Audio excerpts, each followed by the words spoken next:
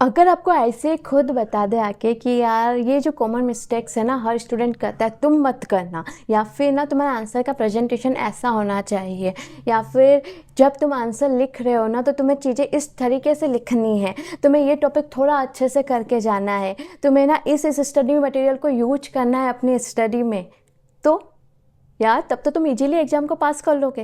क्योंकि ऐसे ही खुद गाइड कर रहा है, बता रहा है कि यार यहाँ पे तुम मिस्टेक करते हो, यहाँ पे मैं नंबर काटता हूँ, तुम मत करना, नंबर कट जाएंगे नहीं तो। हेलो एवरीवन, आई एम जागृति और आज मैं आपके साथ शेयर करने वाली हूँ something important, something very very useful for all of you. Because अभी ऐसे ही क्या कर रहा है, पिछले कुछ अटेम्प्ट से सक्सेस एट सीए एग्जाम करके सीरीज लेके आता है एग्जाम के 1 महीने पहले, और वहाँ पर वो सब्जेक्ट वाइज डिस्कस करता है कि यार पिछले अटेम्प्ट्स के पेपर्स कॉपीज वगैरह देखकर कि स्टूडेंट ये मिस्टेक कर रहे हैं, कॉमनली स्टूडेंट ये टॉपिक स्टडी करके नहीं जाते, स्टूडेंट इस तरीके से आंसर नहीं लिखते जिसकी वजह से उन्हें अच्छा स्कोर नहीं होता, या फिर स्टूडेंट ये स्टडी मटेरियल यूज नहीं करते जिसकी वजह से वो टॉपिक को अच्छे से हैंडल नहीं कर पाते। और ये ना रियली रियली हेल्पफुल है आपके लिए। बट प्रॉब्लम क्या है पता है, ये जो वेबिनार है ना, हर वेबिनार 1.5 घंटे 2 घंटे 2.5 घंटे का है। तो मैं क्या कर रही हूँ, सब्जेक्ट वाइज आपके लिए इसकी समरी लेके आई हूँ। घंटों का वेबिनार आपको शॉर्ट समरी में मिनटों में यहाँ पर कवर कर दूंगी, ताकि आप वो गलती एग्जाम में ना करो और एग्जाम में अच्छा स्कोर करके जाओ।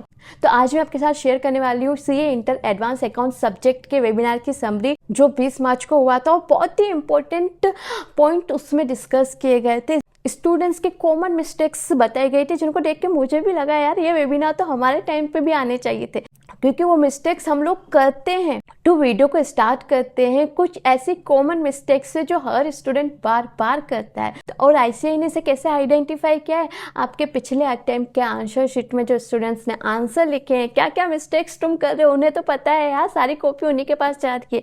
तो वो बताएगा सबसे वन थिंग कि जो स्टूडेंट्स होते हैं ना, तुम्हारे एज बेस्ड क्वेश्चन आते हैं, उसमें तुम्हें ध्यान होगा लास्ट में तुम्हें कंक्लूजन लिखना होता है। तो स्टूडेंट्स ना उस कंक्लूजन को प्रूव नहीं कर पा रहे बाय अप्लाइंग रिलेवेंट प्रोविजन। देखो तुम्हारा जो कंक्लूजन होना चाहिए ना, टू द पॉइंट होना चाहिए कि यार ये कंक्लूजन है और इस प्रोविजन की वजह से, इस एज की वजह से कंक्लूजन निकला है। तो ये चीज़ तुम्हारे आंसर में कब आएगी, जब तुम डीपली उस कॉन्सेप्ट को समझोगे। बिकॉज कितनी बार क्या होता है, इंटरलिंक होता है कोई टॉपिक, यानी कि एक टॉपिक के ऊपर वेरियस एज एप्लीकेबल होते हैं। वेबिनार में बताया गया कि जो पीपी वाला टॉपिक है उसके ऊपर एज 10 भी लगता है, एंड उसी के ऊपर इम्पेयरमेंट का कॉन्सेप्ट भी लगता है, और उसके ऊपर सेपरेट एज से एज 28।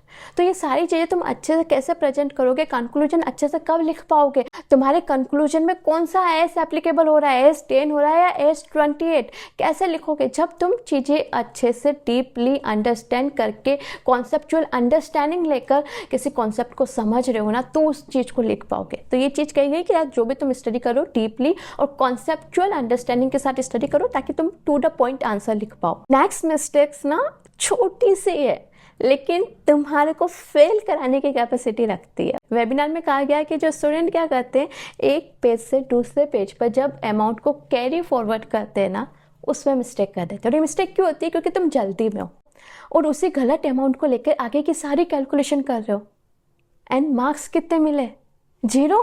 क्योंकि देखो क्या किया है, तुम कॉन्सेप्ट भी अच्छे से स्टडी करके आए हो, उसको सोल्व भी किया है, लेकिन एक गलत अमाउंट के कैरी फॉरवर्ड होने से तुम्हारा पूरा आंसर, लास्ट का कंक्लूजन गलत आ गया। तो ये मिस्टेक्स ना तुम गलती से भी मत करना, बाकी बहुत रिग्रेट होगा कि यार शिट। बहुत सारे स्टूडेंट कहते हैं ना कि यार मेरे इतने मार्क्स आ जाएंगे, क्योंकि उन्हें आइडिया ही नहीं है कि उन्होंने ऐसी कोई मिस्टेक की है। और उसका सॉल्यूशन क्या है, एक तो तुम ये गलती करो ही मत, सेकंड लास्ट के 5-10 मिनट तुम रखो, वापस से पूरी कॉपी को एक बार एनालिसिस कर लो कि जो फिगर्स है तुम सही से लेके गए हो या नहीं, कहीं कैलकुलेशन मिस्टेक्स तो नहीं होगी। स्पेशली एडवांस अकाउंट्स में तो तुमको देख के जाना है। नेक्स्ट थिंग वेबिनार में कही गई कि जो फॉर्मेट है ना फाइनेंशियल स्टेटमेंट का, तुम अच्छे से देख के ही नहीं जाते हो, वो प्रेजेंटेशन दिखता है तुम्हारे आंसर कॉपी में, तुम सही से बनाते ही नहीं हो, तो कैसे मार्क्स मिलेंगे। नेक्स्ट एक और मिस्टेक जो तुम्हारी आंसर कॉपी में रिफ्लेक्ट हुई है, वो है कि यार तुम्हारे आंसर में रिसेंट अमेंडमेंट जो है वो रिफ्लेक्ट ही नहीं हो रहे, तुम अमेंडमेंट्स को कंसिडर ही नहीं कर रहे हो आंसर लिखते टाइम। तो ये मिस्टेक मत करना। जितने भी अमेंडमेंट्स अप टू 31 अक्टूबर 2024 तक आए हैं, तुम्हें अच्छे से एडवांस अकाउंट्स में देख के जाने, ताकि एग्जाम में अगर कोई क्वेश्चन आ जाए तो तुम उसे इजीली हैंडल कर लो। नेक्स्ट जो मिस्टेक है ना, मैं अपने एग्जाम टाइम पे करती थी, क्या क्या आईसीआई ने स्टूडेंट्स क्या करते हैं, इररिलेवेंट इन्फॉर्मेशन दे रहे, इररिलेवेंट डिटेल्स दे रहे, even for a small question. तो ये पॉइंट तो माइंड में रखना कि जो क्वेश्चन में पूछा गया वही लिखो। ऐसा नहीं कॉन्सेप्ट को देखते जो माइंड में आ रहा है सब लिखे जा रहे हो, नो, जो रिलेवेंट इन्फॉर्मेशन है वही लिखो। नेक्स्ट थिंग, कितने मार्क्स का क्वेश्चन है वो भी माइंड में रखो यार, कि यार एक ही क्वेश्चन नहीं करना है, बचे हुए और क्वेश्चन पर भी फोकस करना है। अगर तुम एक ही क्वेश्चन पर टाइम वेस्ट कर दोगे तो अदर क्वेश्चन को टाइम नहीं दे पाओगे, और एडवांस अकाउंट्स में टाइम मैनेजमेंट इशू आता है। तो ये पॉइंट माइंड में रखना कि जो क्वेश्चन में पूछा है हमको वही लिखना है, जितने मार्क्स का है उतना ही आंसर आपको लिखना है। नेक्स्ट आईसीआई ने कहा है तुम्हारे जो एग्जाम में क्वेश्चन आते हैं वो based on practical application of as आते हैं। तो तुम्हें जब आंसर लिखना है ना तो क्या करना है, support the answer with the relevant provision of that as. तुम्हें उस एएस का नाम लिखना है, नंबर लिखना है, रिलेवेंट प्रोविजन लिखना है। लेकिन ये सारी चीज़ें तुम्हें तभी लिखनी है जब तुम 100% श्योर हो कि इस पर यही एएस लगेगा, प्रोविजन यही लगेगा। अगर नहीं श्योर हो तो मत मेंशन करना, अदरवाइज नंबर कट जाएंगे। नेक्स्ट थिंग आईसीआई ने कहा है कि time management is the big issue of all student. तो आपको 15 मिनट जो स्टार्टिंग के मिलते हैं ना, बहुत अच्छे से यूज करने हैं। उसमें डिसाइड कर लो कि कौन से क्वेश्चंस करने हैं, फर्स्ट कौन सा क्वेश्चन करना है, हर क्वेश्चन को कितना टाइम देना है। जब इंस्टीट्यूट आपकी कॉपी देखता है तो उसको आइडिया होता है कि तुमने सही से टाइम मैनेजमेंट किया है या नहीं। स्टार्टिंग के क्वेश्चन में बहुत टाइम दे रहे हो, बाद के क्वेश्चन में कम टाइम दे रहे हो, लास्ट में फटाफट आंसर करने के चक्कर में गलत हो रहे हैं। तो ये चीज़ें तुम्हारे साथ ना हो, तो जो 15 मिनट है ना उसका बेस्ट यूटिलाइजेशन तुमको करना है। नेक्स्ट थिंग कही गई कि एग्जामिनर को आप जितनी नीट और क्लीन कॉपी दोगे ना उतना अच्छा आप स्कोर कर पाओगे। इसलिए कहा गया कि जितने भी क्वेश्चंस के सब पार्ट होते हैं ना उसको ना एक ही जगह लिखने का ट्राई करो। फॉर एग्जाम्पल क्वेश्चन 2 के 3 सब पार्ट ए बी सी, तो ट्राई करो ए और बी सी तीनों एक ही जगह हो। अगर मान लो आपको सी पार्ट नहीं आता है तो उसके लिए स्पेस छोड़ दो और दूसरा क्वेश्चन स्टार्ट कर दो। और जब आपके माइंड में वो कॉन्सेप्ट आए या फिर अब लगता है कि मेरे पास टाइम है इसको करने के लिए, तब उस क्वेश्चन को कर लो। लेकिन ट्राई करना सारे सब पार्ट ना आप एक ही जगह लिखो। नेक्स्ट क्वेश्चन करते टाइम अगर तुम एजम्पशन वगैरह लेते हो ना तो उस एजम्पशन को लिखो कि मैंने ये क्वेश्चन इस एजम्पशन को फॉलो करके किया है, क्योंकि एग्जामिनर को नहीं पता कि क्या एज्यूम करके तुमने क्वेश्चन सॉल्व किया। नेक्स्ट थिंग कही गई कि एडवांस अकाउंट्स में जितने भी वर्किंग नोट्स होते हैं ना वो आपके आंसर के पार्ट होते हैं। तो व्यवस्थित लिखो या थोड़ा ऐसे ही लिख रहे हो फटाफट करके। एग्जामिनर को समझ में आना चाहिए कि तुमने कैसे सारी वर्किंग्स की है, वो आपके आंसर का पार्ट होती है। अगर आपने सही से नहीं लिखी तो आपको मार्क्स पूरे नहीं मिलेंगे। नेक्स्ट कहा गया एमसीक्यूज में आपको कोई रीजनिंग देने की जरूरत नहीं है, जो भी आपका सॉल्यूशन है वो बता दो। वहीं अगर वो क्वेश्चन आपके डिस्क्रिप्टिव में आता है तो आपको प्रॉपर रीजनिंग देनी है। एमसीक्यूज के ऊपर कोई भी नेगेटिव मार्किंग नहीं है। जब आप स्टडी कर रहे हो तो try to interlink various topic, because एक ही टॉपिक के ऊपर डिफरेंट एस अप्लाई होते हैं। तो अगर आपने इंटरलिंक करके स्टडी किए तो एग्जाम में आपको कम प्रॉब्लम आएगी। नेक्स्ट थिंग क्या कही गई कि आपके रिपीटेड क्वेश्चन आते हैं, कितनी बार आरटीपी एमटीपी से क्वेश्चन आ गया तो स्टूडेंट क्या करते, पूरा क्वेश्चन रीड नहीं करते, अरे यार ये क्वेश्चन तो मैंने सोल्व किया हुआ है, एंड स्टार्ट कर देते उसको लिखना। पहले क्वेश्चन वो कर लेते हैं, सेकंड क्वेश्चन वो कर लेते हैं, एंड बाद में उन्हें रियलाइज होता है कि आईसीआई ने क्या किया है, इसमें 1 या 2 एडजस्टमेंट कुछ नए डाल दिए और फिर कंफ्यूज हो जाते हैं और कुछ और ही आंसर लिख के आ जाते हैं।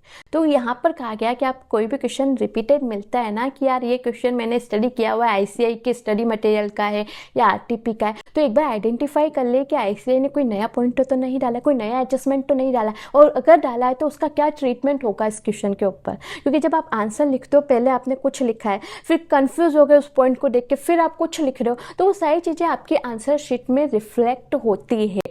तो कोई भी आंसर अगर आप लिख रहे हो ना एडवांस अकाउंट में, तो आपको ना एक बार पूरा अच्छे से क्वेश्चन रीड करने के बाद आंसर लिखना चाहिए, ताकि आप एग्जाम टाइम में कोई गलती ना करो, बाद में आपको रिग्रेट ना हो कि यार ये पॉइंट मैंने कंसीडर ही नहीं किया। नेक्स्ट थिंग कही गई कि आपको कौन कौन से स्टडी मटेरियल यूज करने हैं अपनी स्टडी में। नंबर 1 आईसीआई का study material, RTP MTP plus सारांश करके आईसीआई ने एक समरी निकाली है हर टॉपिक की, हर चैप्टर की, वो आपको रियली हेल्प करेगी फटाफट सारी चीज़ें रिवाइज करने के लिए। तो वो सभी आपको कंसीडर करनी है। नेक्स्ट आपको अमेंडमेंट कब तक कंसीडर करने, 31 अक्टूबर 2024 तक जितने भी एडवांस अकाउंट्स में अमेंडमेंट्स आए हैं वो सारे आपको कंसिडर करने हैं। नेक्स्ट थिंग कही गई कि जब आप एएस के क्वेश्चन कर रहे हो ना तो पहले प्रोविजन लिखो, फिर क्या क्वेश्चन के फैक्ट्स है वो लिखो, फिर प्रोविजन और फैक्ट को आपस में इंटरलिंक करो, फिर जो आपका कंक्लूजन आ रहा है ना वो कंक्लूजन लिखो। अगर आप प्रॉपर प्रेजेंटेशन एग्जाम में देते हो तो आपके फुल मार्क्स स्कोर करने के चांसेस ना इंक्रीज हो जाते हैं। तो ये कुछ पॉइंट्स थे, कुछ मिस्टेक्स थी जो आईसीएसई चाहता है कि हर एक स्टूडेंट जाने और ये मिस्टेक्स एग्जाम में ना करे। तो आई होप ये पूरा वीडियो आपके लिए बहुत यूजफुल रहा होगा। तो बाय बाय, आज के वीडियो में इतना ही एंड मिलते हैं ऐसे किसी दूसरे वीडियो के साथ।